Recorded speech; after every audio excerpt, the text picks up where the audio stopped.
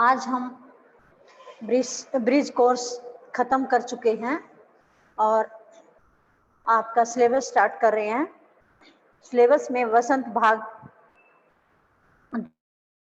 2 में आपकी first poem है हम पंछी उन्मुक्त गगन के, और इसके कवि हैं शिव मंगल सिंह सुमन। इसमें नाम से ही हमें पता चल रहा है कि पंछी यानी पक्षी उन्मुक्त गगन के, आजाद होकर आसमान के अंदर उड़ना चाहते हैं। पक्षी आजाद होकर आसमान में उड़ना चाहते हैं।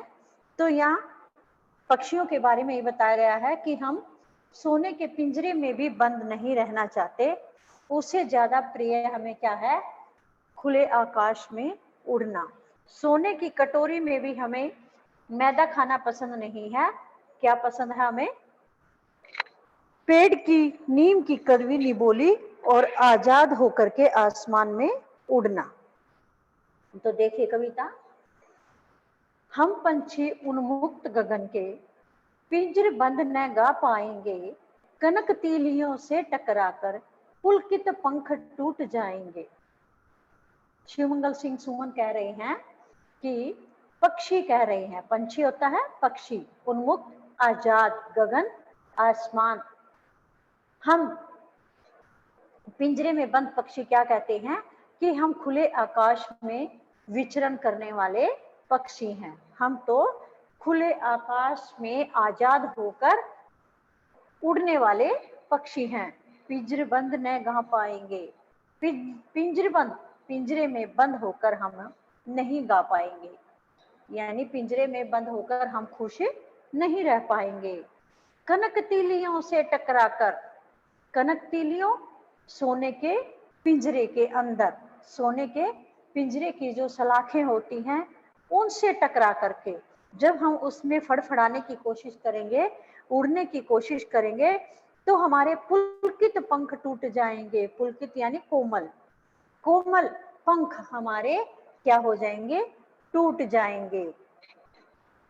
हमारे सोने के पिंजरे की सलाखों से टकरा करके हमारे कोमल पंख टूट जाएंगे। दोबारा देखिए, हम खुले आकाश में विचरण करने वाले या उड़ने वाले पक्षी हैं। कौन कह रहा है? ये पिंजरे में बंद पक्षी कह रहे हैं। हम खुले आकाश में उड़ने वाले, विचरण करने वाले पक्षी हैं। हम पिंजरे में बंद होकर के नहीं रह सकते। सोने के पिंजरे की सलाखों से टकरा टकरा करके हमारे कोमल पंख, नाजुक पंख टूट जाएंगे।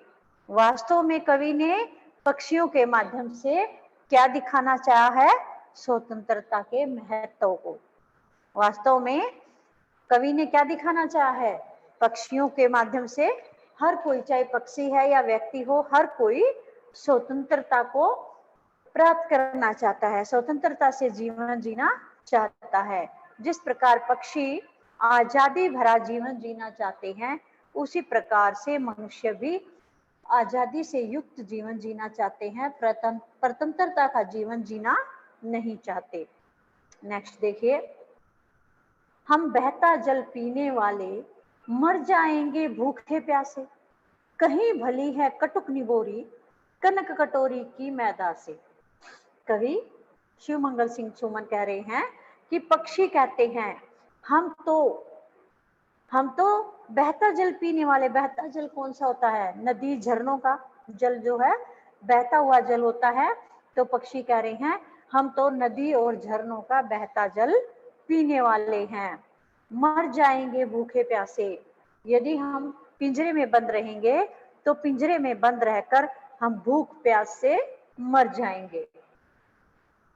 कहीं भली है कटुक निबोरी कनक कटोरी की मैदा से, कहीं भली है कटुक निबोरी कनक कटोरी की मैदा से। कवि कह रहे हैं कि पक्षी कह रहे हैं इस सोने के पिंजरे में, इस सोने के पिंजरे में और सोने की कटोरी में रखी हुई मैदा की अपेक्षा नीम के पेड़ की कड़वी निबोलियां खाना हमें अधिक अच्छा लगता है। इससे कहीं भली है कटुक निबोरी। कटुक कड़वी, निबोरी नीम पर लगने वाली होती है, नीम का फल होता है। कनक सोने की कटोरी की मैदा से, तो हमें क्या अच्छी लगती है? नीम के पेड़ की कड़वी निबोली। नीम के पेड़ पर जो फल लगता है वह निबोली जो होती है, निबोरी जो होती है वे कड़वी होती हैं, उनको कोई खा नहीं सकता। वे वैसे तो शरीर के लिए बहुत ही लाभदायक होती हैं। नीम बहुत लाभदायक होता है, स्वास्थ्यवर्धक होता है। यदि उनको कोई खाए तो वे बहुत ही लाभदायक हैं, लेकिन बहुत अधिक कड़वी होती हैं, इस करके उनको खाया नहीं जा सकता। तो पक्षी कह रहे हैं कि सोने के पिंजरे में और सोने की कटोरी में रखी हुई मैदा को हम इतना पसंद नहीं करते, उससे अच्छे तो हमें नीम के पेड़ की कड़वी निबोरिया खाना अधिक अच्छा लगता है। पक्षी क्या चाहते हैं? खुले आसमान में उड़ना, बहता जल पीना और नीम की कड़वी निबोरियां खाना। वे खा करके इस प्रकार से वे ज्यादा खुश रहना चाहते हैं। दोबारा देखिए, पक्षियों का कहना है कि हम नदी झरनों का बहता पानी पीने वाले हैं, हम पिंजरे में बंद रहकर भूख और प्यास से मर जाएंगे। हमारे लिए तो सोने के पिंजरे में रखी हुई सोने की कटोरी की मैदा से अधिक नीम के पेड़ की कड़वी निबोरी है, उसे खाना हमें अधिक अच्छा लगता है। तो पक्षी असलियत में क्या है? खुले आसमान में घूमना चाहते हैं, बहता जल पीना चाहते हैं और नीम की कड़वी निबोरी खाना चाहते हैं। किस लिए?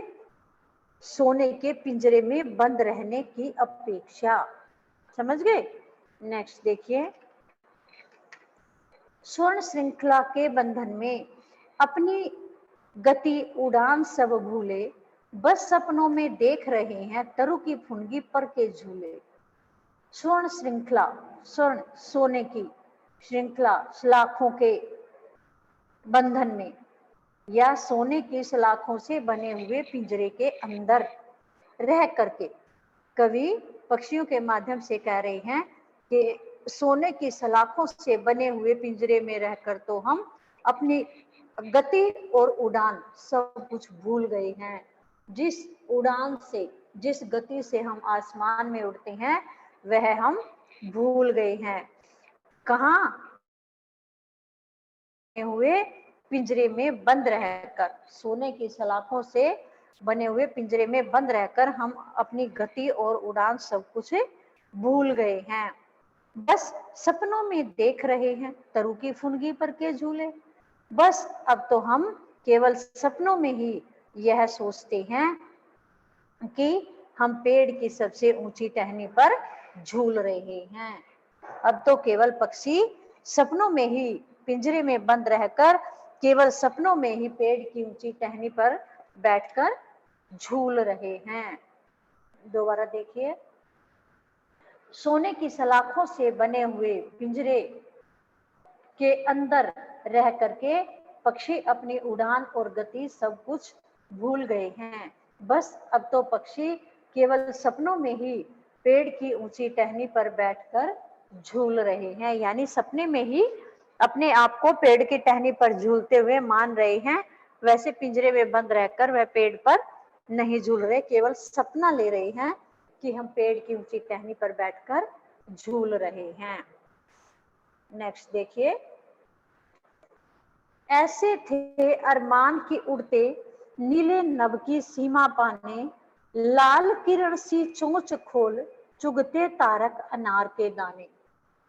कवि शिव मंगल सिंह सुमन कह रहे हैं कि पिंजरे में बंद पक्षी कहते हैं, अरमान होता इच्छा, कि हमारी तो ऐसी इच्छा थी कि उड़ते उड़ते हम नीले नभ आसमान को, नीले आसमान की सीमा को छू ले, यानी नीला आसमान जहां तक है, जहां खत्म होता है, उड़ते उड़ते हम उस नीले आसमान की सीमा को छू ले जहां आसमान खत्म होता है। और क्या करें? लाल किरण सी चोंच खोल, और अपनी लाल किरणों जैसी चोंच पक्षियों की चोंच अंदर से लाल होती जैसे वो खोलते हैं, और सूरज की किरणें भी कैसी होती हैं? लाल। तो पक्षियों की चोंच कैसी है? लाल। तो लाल किरणों सी चोंच से अनार के दानों रूपी आसमान के तारों को चुग लें। पक्षियों की चोंच कैसी है? लाल, और सूरज की किरणें भी लाल। तो वे अपनी लाल किरणों सी चोंच से अनार के दानों रूपी आसमान के तारों को चुग लें, ऐसी उनकी इच्छा है। अनार के दानों रूपी आसमान के तारों को चुग ले, इसका क्या अर्थ है? जैसे आसमान में रात के समय तारे होते हैं, आसमान में क्या होते हैं? तारे। जैसे सुबह सूरज निकलता है तो धीरे धीरे आसमान में दिखाई देने वाले तारे खत्म हो जाते हैं। तो ऐसे लगता है जैसे सूरज की किरणों ने उन तारों को निगल लिया है, जैसे सूरज की किरणों ने उन तारों को निगल लिया है। तो ऐसे ही पक्षी क्या कह रहे हैं कि आसमान में जो तारे हैं वो अनार के दानों के समान है, कि पक्षी अनार के दानों को खाना चाहते हैं। तो इसका क्या अर्थ है? उनकी अपनी चोंच जो है वो लाल किरणों जैसी बता रहे हैं, सूरज की किरणों जैसी, और तारे हैं उनको अनार के दानों के समान मान रहे हैं। दोबारा देखिए, पिंजरे में बंद पक्षी कहते हैं कि हमारी ऐसी इच्छा थी। कैसी थी? कि उड़ते उड़ते नीले आकाश की सीमा को हम छू ले, प्राप्त कर ले, और लाल किरणों सी चोंच से अनार के दानों रूपी आसमान के तारों को चुग ले। आगे समझ। नेक्स्ट डे, इन पंखों की या तो क्षितिज मिलन बन जाता या तंती सांसों की डोरी। कवि कह रहे हैं कि आसमान की ऊंचाइयों को छूते हुए उनके पंखों में इस प्रकार होड़ लग जाती है, सीमाहीन, जिसकी सीमा नहीं है, असीम आसमान, क्षितिज, जहां धरती और आकाश एक दूसरे से मिलते हुए दिखाई देते हो, उस जगह को कहते हैं क्षितिज। तो इन पंक्तियों में पक्षी कहना चाहते हैं कि आसमान की ऊंचाइयों को छूते हुए उनके पंखों में इस प्रकार की होड़ लग जाती है। जो पक्षी इकट्ठे होकर के आसमान में उड़ते हैं ना, तो उनके अंदर होड़ लग जाती है, पंखों में इतना जोश आ जाता है कि वे आसमान की जो ऊंचाई है उनको वे छूना चाहते हैं। और उड़ते उड़ते वे क्या करते हैं? या तो वे क्षितिज को पा लेते हैं, जहां क्षितिज क्या, जहां धरती और आसमान मिलते हुए दिखाई दे, या तो वे क्षितिज को पा लें, या फिर अपने प्राण गंवा देते हैं। या तो वो क्षितिज को पा लेते हैं या उड़ते उड़ते अपने प्राणों को गंवा देते हैं। क्यों? क्योंकि उनके अंदर होड़ लगी होती है, किसकी? क्षितिज को पाने की। दोबारा देखिए, इन पंक्तियों में पक्षियों का कहना है कि आसमान की ऊंचाइयों को छूते हुए उनके पंखों में इस प्रकार होड़ लग जाती है कि वे उड़ते उड़ते या तो क्षितिज को प्राप्त कर लें, या तंती सांसों की डोरी, या प्राणांत, अपने प्राणों को नष्ट कर दे। प्राणांत के समय टूटती सांसें, जैसे आदमी के प्राण निकलते हैं, मरने के कगार पर खड़ा होता है तो उनके प्राण निकल जाते हैं, तो ऐसी हालत उन पक्षियों की हो जाती है, क्योंकि होड़ के कारण वो ज्यादा ऊंचाई तक उड़ते हैं, लगातार उड़ते रहते हैं, तो उनकी सांसें ऐसी होती हैं कि जैसे अभी निकल जाएंगी। आगे समझ। नेक्स्ट देखिए, नीड न दो चाहे टहनी का, आश्रय छिन भिन कर डालो, लेकिन पंख दिए हैं तो आकुल उड़ान में विघ्न न डालो। क्या कह रहे हैं पक्षी? नीड होता है घोंसला, और आश्रय होता है सहारा, छिन भिन नष्ट भ्रष्ट कर देना, आकुल उड़ान, उड़ने की अधीरता, उड़ने के लिए बेचैन होना, विघ्न, बाधा। पक्षियों की क्या इच्छा है? चाहे उनको रहने के लिए नीड न दो, यानी घोंसला न दो, चाहे टहनी का आश्रय, यानी चाहे टहनी का आश्रय भी उनसे छीन लो, नष्ट भ्रष्ट कर दो, चाहे उनको टहनी पर भी मत बैठने दो, चाहे उनका घोंसला भी उनसे छीन लो, घोंसला भी न दो, चाहे टहनी पर बैठते हैं तो वो आश्रय भी उनका चाहे नष्ट भ्रष्ट कर दो, उसको भी तोड़ दो, लेकिन पंख दिए हैं तो भगवान ने यदि हमें पंख दिए हैं तो हमारी उड़ान में विघ्न पैदा न करो।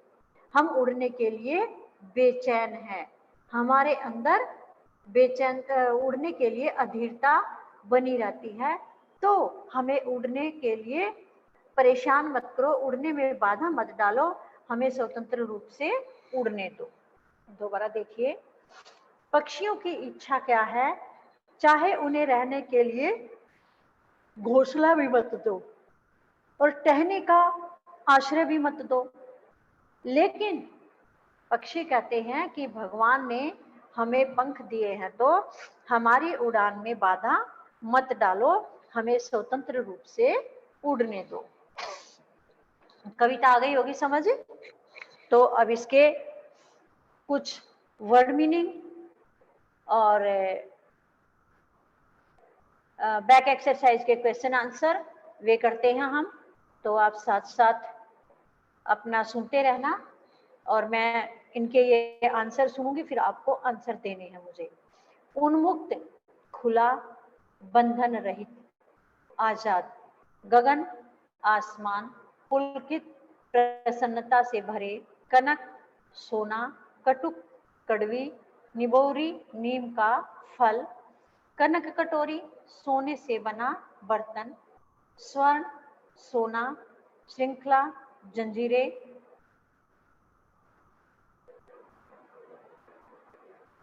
तरु, पेड़, फुनगी, वृक्ष का सबसे ऊपरी भाग, तारक, तारे, सीमाहीन, असीमित, क्षितिज, जहां धरती और आसमान परस्पर मिलते हुए प्रतीत होते हैं, होड़ा होड़ी, आगे बढ़ने की प्रतियोगिता।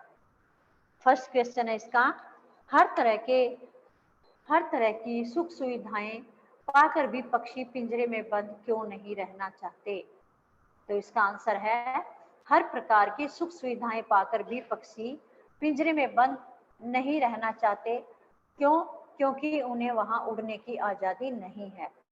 वे तो खुले आसमान में ऊंची उड़ान भरना, नदी झरनों का पानी, बहता हुआ पानी पीना, कड़वी निबोरियां खाना और पेड़ की ऊंची डाली पर झूलना, कूदना, फुदकना, उछलना, अपनी पसंद के अनुसार अलग अलग ऋतुओं में फलों के दानों को चुगना और क्षितिज मिलन करना ही पसंद है। यही कारण है कि हर तरह की सुख सुविधाओं को पाकर भी पक्षी पिंजरे में बंद रहना नहीं चाहते हैं। पक्षी पिंजरे में बंद रहना क्यों नहीं चाहते हैं? क्योंकि उन्हें आजादी वहां पर नहीं मिलती है। वह तो आसमान में उड़ना चाहते हैं, बहती नदियों झरनों का पानी पीना चाहते हैं, कड़वी निबोरियां खाना चाहते हैं और फुदकना चाहते हैं, अलग अलग ऋतुओं में फलों के स्वाद लेना चाहते हैं, तो इसलिए सोने के पिंजरे में पक्षी बंद रहना नहीं चाहते हैं। नेक्स्ट है, पक्षी उन्मुक्त रहकर अपनी कौन कौन सी इच्छाएं पूरी करना चाहते हैं? पक्षी आजाद रहकर अपनी कौन कौन सी इच्छाएं पूरी करना चाहते हैं?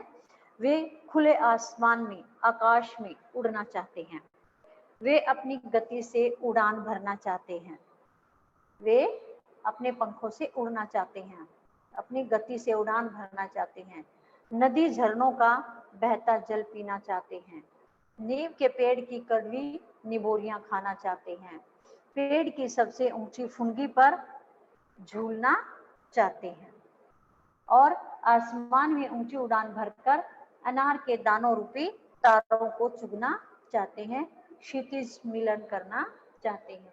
अब पूरी कविता के अंदर ये सारी बातें आई हैं, वहीं से ये आंसर में ली गई हैं। ये सारी बातें मैंने आपको बताई हैं कविता का अर्थ बताते हुए, तो आपको ये सारी लर्न करनी है। खुले आकाश में उनका उड़ना, अपनी गति से उड़ान भरना, नदी झरनों का बहता जल पीना, नीम के पेड़ की कड़वी निबोली खाना, पेड़ की ऊंची टहनी पर झूलना और आसमान में ऊंची उड़ान भर के अनार के दानों रूपी तारों को चुभना और क्षितिज मिलन करना।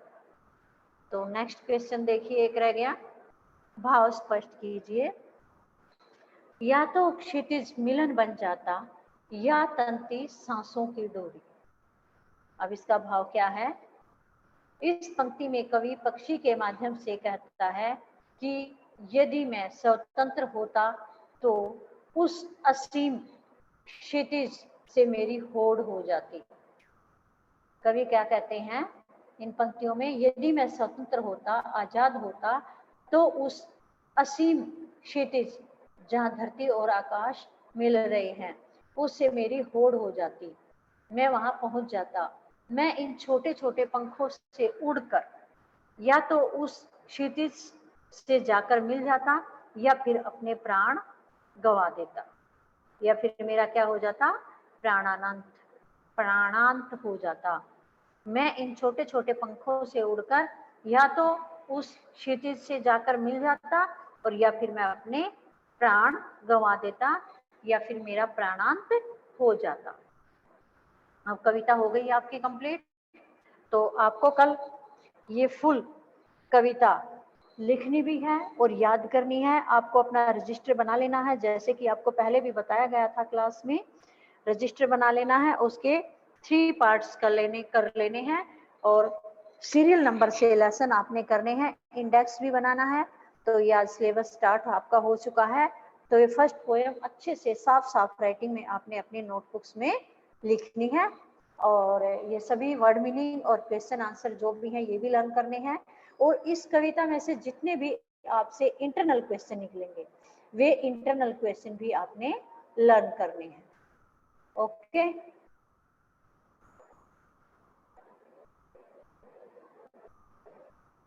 चलिए अब हम सुनते हैं, डिस्कस करते हैं। आकाश सर।